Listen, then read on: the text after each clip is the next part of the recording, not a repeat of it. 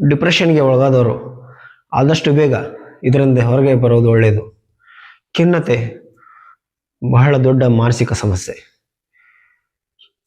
ಈ ಖಿನ್ನತೆ ಒಳಗಾದವರಲ್ಲಿ ಯಾವಾಗ ಏನು ಆಲೋಚನೆಗಳು ಬರ್ತಾವೆ ಹೇಳೋಕ್ಕಾಗೋದಿಲ್ಲ.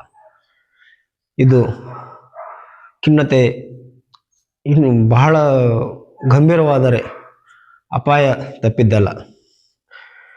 ಖಿನ್ನತೆ ಯಾಕಾಗ್ತದೆ, ಡಿಪ್ರೆಷನ್ ಏನು ಕಾರಣ, ಇದಕ್ಕೆ ಖಿನ್ನತೆಯಿಂದ ಹೊರಗೆ ಬರಲಿಕ್ಕೆ ರೇಖಿ ಹೇಗೆ ಸಹಾಯ ಮಾಡ್ತದೆ ಅನ್ನೋದು ಈ ವಿಡಿಯೋಲ್ಲಿ ಹೇಳ್ತಾ ಇದ್ದೀನಿ.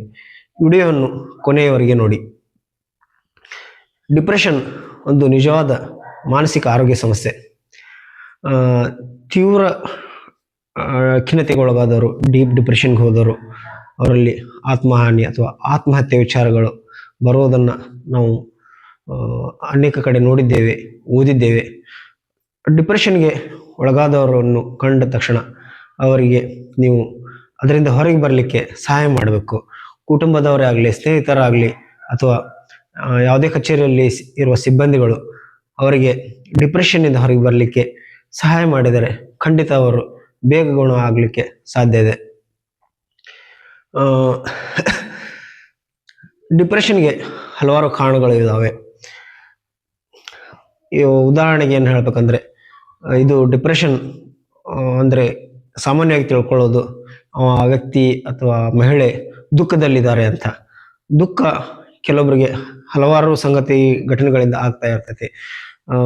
ತಿಂಗಳನ್ನೋ ಅಥವಾ ಕೆಲವು ಸಮಯದ ನಂತರ ಅವರು ದುಃಖದಿಂದ ಹೊರಗೆ ಬರ್ತಾರೆ. ಆದರೆ ಬಹಳ ದಿನಗಳವರೆಗೆ, ಬಹಳ ತಿಂಗಳವರೆಗೆ ಆ ದುಃಖದಲ್ಲೇ ಇರ್ತಾರೆ. ಅದನ್ನ ನಾವು ಡಿಪ್ರೆಷನ್ ಅಂತ ಅನ್ಬೋದು. ಡಿಪ್ರೆಷನ್ ಸಾಮಾನ್ಯವಾಗಿ ಒಳಗಾದವ್ರಿಗೆ ನಿದ್ರೆ ಸಮಸ್ಯೆ ಕಾಡ್ತಿರ್ತೈತಿ. ಕೆಲಸದಲ್ಲಿ ಆಸಕ್ತಿ ಇರೋದಿಲ್ಲ. ಹಸಿವು ಕೆಲವೊಬ್ಬರಿಗೆ ಕಡಿಮೆ ಆಗ್ತದೆ, ಕೆಲವೊಬ್ಬರಿಗೆ ಹಸಿವು ಜಾಸ್ತಿ ಆಗ್ತದೆ. ಕಾನ್ಫಿಡೆನ್ಸ್ ಅವರಲ್ಲಿ ಕುಸಿತ ಹೋಗ್ತೈತಿ. ನಿರಾಸೆ, ಆಯಾಸ, ಇಂಥ ಹಲವಾರು ಲಕ್ಷಣಗಳು ಕಾಣ್ತವೆ. ಇನ್ನು ಕೆಲವೊಬ್ಬರು ಹೆಚ್ಚು ನಿದ್ರೆಯನ್ನು ಮಾಡ್ತಾರೆ, ನಿದ್ರಾಹೀನತೆಗೆ ಒಳಗಾಗ್ತಾರೆ. ದೈಹಿಕ ಆಯಾಸ, ಏಕಾಗ್ರತೆ ಕಡಿಮೆ ಆಗ್ತೈತಿ. ಜೀವನ ಬಗ್ಗೆ ನಿರಾಸಕ್ತಿ ಮೂಡ್ತೈತಿ. ಮಾನಸಿಕ ಒತ್ತಡದಿಂದಾಗಿ ಕೌಟುಂಬಿಕ ಸಮಸ್ಯೆ, ಆರ್ಥಿಕ ಸಮಸ್ಯೆ. ಅಷ್ಟೇ ಅಲ್ಲ, ನಾವು ಕಚೇರಿಯಲ್ಲಿ ಕೆಲಸ ಮಾಡುವಾಗ ಏನಾದರೂ ನಮಗೆ ಮನಸ್ಸಿಗೆ ನೋವು ಆಗುವಂಥದ್ದಾದರೆ, ಕುಟುಂಬದಲ್ಲಿ ಏನಾದರೂ ಸಮಸ್ಯೆಗಳು ಅಥವಾ ನೋವುಗಳಾದರೆ ಆ ವ್ಯಕ್ತಿ ಡಿಪ್ರೆಷನ್ಗೆ ಹೋಗೋ ಸಾಧ್ಯತೆ ಐತಿ. ಡಿಪ್ರೆಷನ್ಗೆ ಮದ್ದು ಇದೆ. ಈಗಾಗಲೇ ನೀವು ಮಾನಸಿಕ ಆರೋಗ್ಯ ಡಾಕ್ಟರ್ ಕಡೆ ತೋರಿಸ್ತಾ ಇದ್ದರೆ ಅವ್ರ ಕಡೆನೂ ತೋರಿಸ್ಕೊಳ್ಳಿ. ಅವ್ರು ಕೊಡುವಂಥ ಮಾತ್ರೆ ಚಿಕಿತ್ಸೆಗಳನ್ನು ಮುಂದುವರಿಸಿ. ಅದರ ಜೊತೆಗೆ ನೀವು ರೇಖಿ ಹೀಲಿಂಗ್ ಪಡೆದರೆ ಡಿಪ್ರೆಷನ್ನಿಂದ ಹೊರಗೆ ಬರಲಿಕ್ಕೆ ಇನ್ನೂ ಸಾಕಷ್ಟು ಸಹಾಯ ಮಾಡ್ತೈತಿ.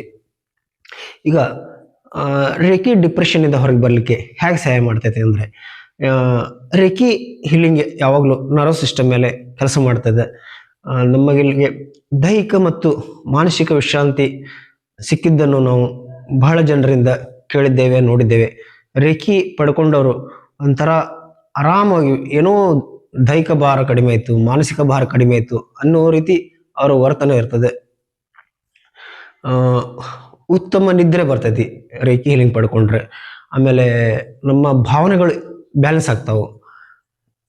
ಕೆಲವೊಂದು ಸಲ ಚಕ್ರದಲ್ಲಿ ಏನಾದರೂ ಸಮಸ್ಯೆಗಳಾದರೆ, ಅಂದರೆ ಇಂಬ್ಯಾಲೆನ್ಸ್ ಆದರೆ, ದೇಹದಲ್ಲಿ 7 ಚಕ್ರಗಳಿವೆ, ಅದು ಎಲ್ಲರಿಗೂ ಗೊತ್ತು. ಆ ಚಕ್ರದಲ್ಲಿ ಕೆಲವು ಚಕ್ರಗಳು ಇಂಬ್ಯಾಲೆನ್ಸ್ ಆದ್ರೂ ಸಹ ಡಿಪ್ರೆಷನ್ಗೆ ಒಳಗಾಗಲಿಕ್ಕೆ ಸಾಧ್ಯ ಐತಿ. ಕಾರಣಗಳು ಇರಲಾರ್ದೇ ಖಿನ್ನತೆಗೆ ಒಳಗಾಗಬಹುದು. ಈಗ ಯಾವ ಚಕ್ರ ಅಂದರೆ ಅನಾಹತ ಚಕ್ರ, ಆಜ್ಞಾ ಚಕ್ರ ಹಾಗೂ ಹಾರ್ಟ್ ಚಕ್ರ. ಅಂದರೆ ಇನ್ನೊಮ್ಮೆ ಹೇಳ್ತೀನಿ. ಅನಾಹತ ಚಕ್ರ ಅಂದ್ರೆ ಹಾರ್ಟ್ ಚಕ್ರ, ಆಜ್ಞಾ ಚಕ್ರ ಮತ್ತು ಸಹಸ್ರಾರ ಚಕ್ರ. ಈ 3 ಚಕ್ರಗಳಲ್ಲಿ ಇಂಬ್ಯಾಲೆನ್ಸ್ ಆದ್ರೂ ಸಹ ಡಿಪ್ರೆಷನ್ ಒಳಗಾಗಲಿಕ್ಕೆ ಸಾಧ್ಯ ಐತಿ. ಈ 3 ಚಕ್ರಗಳಿಗೆ ನಾವು ಹೀಲಿಂಗ್ ಅಥವಾ ಕ್ರಿಸ್ಟಲ್ ಹೀಲಿಂಗ್ ಮಾಡಿದರೆ ಆ ವ್ಯಕ್ತಿಯಲ್ಲಿ ಮನಸ್ಸಿನೊಳಗೆ ಅಡಗಿರುವಂಥ ವಿಚಾರಗಳು, ಭಾವನೆಗಳು ಅವು ಖಾಲಿ ಆಗ್ಲಿಕ್ಕೆ ಸಾಧ್ಯ. ಮನಸ್ಸು ವಿಶ್ರಾಂತಿ ಪಡಿತೈತಿ. ಆ ಮೂಲಕ ಆ ವ್ಯಕ್ತಿ ನಿಧಾನವಾಗಿ ಡಿಪ್ರೆಷನ್ನಿಂದ ಹೊರಗೆ ಬರ್ತಾನೆ. ಈಗ ನಾವು ಅನಾಹತ ಚಕ್ರಕ್ಕೆ ಹೀಲಿಂಗ್ ಮಾಡಿದರೆ ನಮ್ಮಲ್ಲಿ ಪ್ರೀತಿಗಳು, ಭಾವನೆಗಳು ಸಂಬಂಧಿಸಿದಂಥ ಇದು ಅನಾಹತ ಚಕ್ರ. ಆ ಭಾವನೆಗಳು ಆಕ್ಟಿವ್ ಆಗ್ತವೆ. ಆಮೇಲೆ ಆಜ್ಞೆ ಚಕ್ರಕ್ಕೆ ಹೀಲ್ ಮಾಡಿದರೆ ಮಾನಸಿಕ ಆ, ಒಳನೋಟ ಮತ್ತು ಶಾಂತಿಗೆ ಸಂಬಂಧಿಸಿದ್ದು. ಇನ್ನು ಸಹಸ್ರಾರ ಚಕ್ರನು ಸಹ ಆಧ್ಯಾತ್ಮಿಕ ವಿಚಾರಕ್ಕೆ ಸಂಬಂಧಿಸಿದ್ದು.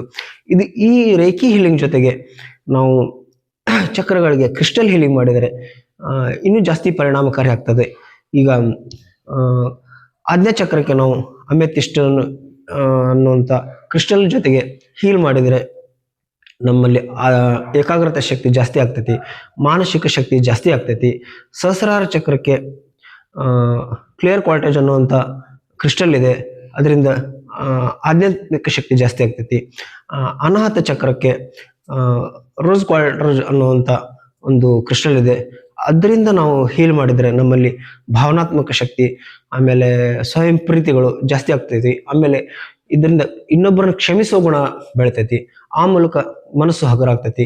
ಕೆಲವೊಂದ್ಸಲ ಯಾರ್ದೋ ಬಗ್ಗೆ ದ್ವೇಷಗಳನ್ನು ನಾವು ಮನಸ್ಸಿನಲ್ಲಿ ಇಟ್ಟುಕೊಂಡ್ರೆ ಅದರಿಂದನೂ ಡಿಪ್ರೆಷನ್ ಜಾಸ್ತಿ ಆಗುವಂತ ಸಾಧ್ಯತೆ ಇರ್ತೈತಿ. ರೇಖಿ ಹಾಗೂ ಕ್ರಿಸ್ಟಲ್ ರೇಖಿ ಹೀಲಿಂಗ್ ಅನ್ನ ಪಡೆದುಕೊಳ್ಳಿ. ಆ ಮೂಲಕ ಡಿಪ್ರೆಷನ್ ಇಂದ ಹೊರಗೆ ಬರ್ರಿ. ಡಿಪ್ರೆಷನ್ ಇಂದ ಎಷ್ಟು ಬೇಗ ನೀವು ಹೊರಗೆ ಬರ್ತೀರೋ ಅಷ್ಟು ನಿಮಗೆ ಒಳ್ಳೆಯದು. ನಮ್ಮ ವಿಡಿಯೋ ನಿಮಗೆ ಲೈಕ್ ಆಗಿದ್ದರೆ ದಯವಿಟ್ಟು ಸಬ್ಸ್ಕ್ರೈಬ್ ಮಾಡಿ, ಶೇರ್ ಮಾಡಿ, ಲೈಕ್ ಮಾಡಿ. ಇನ್ನಷ್ಟು ನಿಮಗೆ ರೇಖೆಗೆ ಸಂಬಂಧಿಸಿದಂಥ ಮಾಹಿತಿಗಳನ್ನು ನಿಮ್ಮ ಮುಂದೆ ತರ್ತೀನಿ. ಅದಕ್ಕಾಗಿ ನೀವು ಹೆಚ್ಚು ಈ ವಿಡಿಯೋನ ಸಬ್ಸ್ಕ್ರೈಬ್ ಮಾಡೋದರ ಜೊತೆಗೆ ಪೂರ್ತಿಯಾಗಿ ವಿಡಿಯೋ ನೋಡೋ ಮೂಲಕ ಇನ್ನಷ್ಟು ಪ್ರೋತ್ಸಾಹ ನೀಡಬೇಕು.